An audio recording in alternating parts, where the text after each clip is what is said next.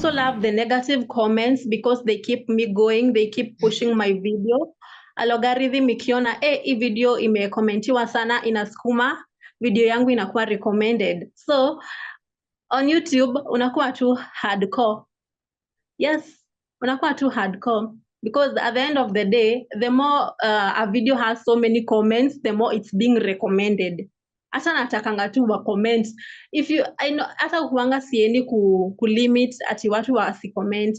They should keep those comments coming because at the end of the day, my video will be recommended. But again, at first nilikuanga nasikia vibaya, nasikia ku give up. And then someone came and told me, unaona hizi negativity, unaona hizi negative comments, hizi ndizo huwa zinasukuma video, inakuwa recommended, and at the end of the day, you are the one who is earning, you're not losing anything. So that kept me going.